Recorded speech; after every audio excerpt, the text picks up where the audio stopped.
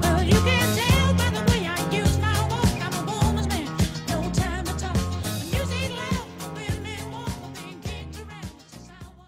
Ciao a tutti ragazzi e benvenuti all'interno di questo nuovo gameplay in multiplayer all'interno di Magic the Gathering Dials of 2013. Ci ritroviamo quindi all'interno di questa fantastica modalità in multiplayer free for all, ma soprattutto per mettere in risalto una nuova qualità audio ottenuta da un nuovo headset, perché praticamente abbiamo ottenuto come base questo gioco e vorrei sapere da voi soprattutto un parere, quindi un'opinione per quanto riguarda questa nuova qualità audio nei confronti di quella vecchia, quindi effettuare un paragone tra quella vecchia dei video precedenti e questa nuova ottenuta da questo nuovo headset. Quindi vedremo un po' come si evolverà la partita, ma soprattutto dovete fare attenzione a questa nuova qualità audio, quindi se è soddisfacente e quindi migliore rispetto alla precedente, oppure magari un commento contrapposto. Allora, diamo un'occhiata ragazzi. Oggi praticamente non ho caricato i soliti due video, soprattutto per evidenziare questo fatto fondamentale.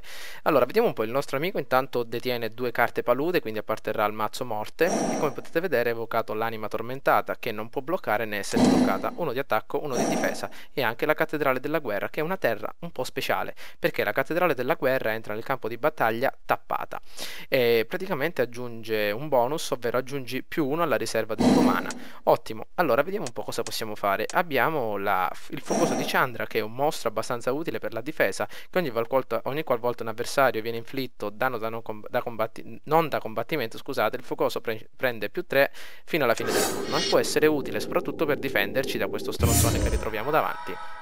Bene, allora vediamo un po'. Praticamente ragazzi sono riuscito a scoprire un fattore molto importante, che ogni volta che si vince un duello in multiplayer all'interno di Magic è possibile sbloccare nuove carte, quindi un'unica carta a duello vinto da aggiungere all'interno del proprio mazzo. Una cosa che manca e che ovviamente nella realtà esiste è quella di mischiare i vari deck con le carte che si hanno, e sarebbe stato davvero fantastico. Legame vitale, il vampiro, 2 attacco, 1 di difesa. Vediamo un po', possiamo bloccarlo evidentemente con il nostro mostro, perché il nostro mostro detiene volare. Anzi no, non possiamo farlo, dannazione. Vediamo un po'. Adesso che cosa farà il nostro avversario? Diamo un'occhiata alle sue informazioni. Ogni qualvolta con legame di vita infligge 1 più danni, il suo controllore guadagna altrettanti punti di vita. Quindi praticamente nel momento in cui questa carta infligge 2 punti di danno, 2 punti di danno verranno ricaricati al nostro avversario. Mettiamo un'altra carta montagna ragazzi, e adesso effettueremo una sorta di cambio di gioco. Evochiamo la nostra lancia infuocata in modo tale da infliggere 3 punti di danno a un avversario o a un giocatore. Infliggiamo 3 punti di danno al giocatore e con la seconda carta, eccola qui, attacchiamo direttamente i life points avversari, perché come vi ricordo nel momento in cui infliggiamo del danno a giocatore da non combattimento, l'attacco di questa carta guadagna +3 fino alla fine del turno. E vediamo adesso come si difenderà il nostro avversario, a meno che non vorrà impiegare un suo mostro per la distruzione di se stesso.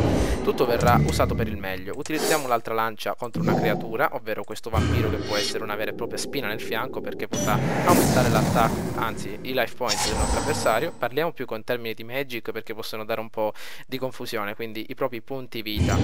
Vediamo, il nostro avversario è una sorta di guerriero della prima guerra civile americana. Non so se vi siete visti il film ragazzi, sembra uno di quelli della notte al museo, guardate che figo, con 56 carte nel deck e 4 in mano. Eccoci 2 punti inflitti dal nostro disgraziato e ci ritroviamo a 16 punti. Allora, cosa abbiamo pescato? Vediamo un po'. Fiamma ustionante. La fiamma ustionante infligge 1 punto di danno a un giocatore bersaglio e 1 a una creatura controllata da quel giocatore. Terraferma. Se hai fatto entrare nel campo di battaglia una terra sotto il tuo controllo in questo turno, la fiamma ustionante infligge 3 danni a quel giocatore invece di 3 a quella creatura. Evochiamo una montagna ed evochiamo la nostra fiamma. Bene, al giocatore e alla creatura. Perfettamente ragazzi. E adesso attaccheremo i life points avversari.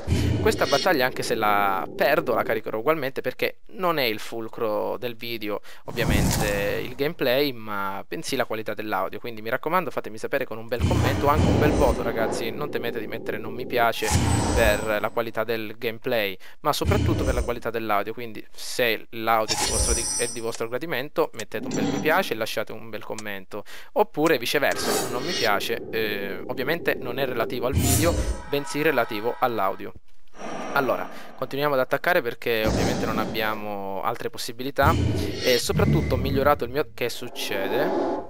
Cos'è? Distruggi una creatura non era bersaglio. Dannazione, non ci voleva. Comunque abbiamo solo un mostro, può essere utile per la nostra difesa. Probabilmente ha terminato le sue carte. Il nostro nuovo avversario farà una mossa, non so, abbastanza arguta da far terminare vita al nostro piccolo draghetto. Ma a quanto pare il soldato della guerra civile, ragazzi, è famosissimo. Quei soldati che c'erano all'interno della notte al museo, il primo della notte al museo, erano fantastici. Ci assomiglia davvero molto questo piccolo personaggino, però il nostro Sebulba è completamente inafferrabile. Invece l'onda di fiamme infligge 4 danni a un giocatore bersaglio e a ogni creatura che controlla, quindi attivando la nostra onda di fiamme, ragazzi, possiamo ridurre il nostro avversario a una poltiglia, perché i suoi punti di vita arriveranno a 2 e il nostro draghetto glieli ridurrà a 0. Vediamo un po' se così è vero. Probabilmente sì. Eccoci qua, ragazzi, abbiamo finito questo gameplay abbastanza veloce, abbiamo vinto una battaglia velocemente, cioè una delle battaglie più veloci che io abbia mai fatto. Vincitore, ecco lo schermo che continua a distruggersi all'interno di questo soldato della guerra civile, e adesso potete vedere, hai vinto la partita e sbloccato appena adesso una carta, e adesso andremo immediatamente a vederla la nostra carta, soprattutto per farvi vedere le nuove carte che ho sbloccato all'interno del deck, e ovviamente ogni scusa è buona per provare la qualità dell'audio. Allora, come potete ben vedere, ho sbloccato la carta Terremoto che infligge X danni, ovvero X è in base al numero di mana che abbiamo all'interno delle nostre carte terreno, e a ogni giocatore, a ogni creatura senza volare, a ogni giocatore, scusate. Inoltre ho sbloccato lo Zenith del Sole Rosso, appena adesso sbloccato. Lo Zenith del Sole Rosso infligge X danni a una creatura o a un giocatore bersaglio. Se una creatura a cui è stato inflitto danno in questo modo sta per morire in questo turno, invece esiliala, ovvero rimuovila dal gioco e non potrà essere più utilizzata. Rimescola lo Zenith del Sole Rosso nel grimorio del suo proprietario. Abbastanza utile. Questo simbolo che vedete, ragazzi, dorato, indica la rarità della carta, quindi è abbastanza rara, perché quelle normali, ovvero comuni, hanno questo semplice simbolo. Vi faccio vedere un'altra carta importantissima per questa serie di deck, quindi potete utilizzare questo video anche come una sorta di tutorial per le carte importanti all'interno del deck. Una carta importante è la Fiamma del Tizzone Ardente, che praticamente infligge 3 danni suddivisi a scelta tra creature o giocatori, e quindi sono utili per fare una bella piazza pulita nel caso l'avversario utilizzi mostri molto semplici. Le fiamme, eccole qui, della mano infuocata, che consentono di infliggere 4 punti di danno ai life points avversari, punti di vita avversari. E una carta fantastica, ragazzi, è questa che mi ha fatto vincere diverse partite, il Cuore Infuocato di Ossidiana. Nel momento in cui si attiva l'effetto viene messo un segnalino fuoco al di sopra di una carta terra. Ogni sua main phase, ovvero ogni turno nel quale pesca una carta, il nostro avversario sarà costretto a infliggersi un punto direttamente all'interno dei suoi punti vita, ed è molto utile. L'ultima carta, ragazzi, che è davvero fenomenale, è il Titano dell'Inferno. 6 punti di attacco, 6 di difesa. Prende più 1, più 0 alla fine di ogni turno nel momento in cui viene utilizzato l'effetto, e quando entra all'interno del campo di battaglia si possono infliggere 3 punti di danno suddivisi a creature, giocatori, eccetera, ed è abbastanza rara. Potete vedere il suo livello di rarità qua a destra.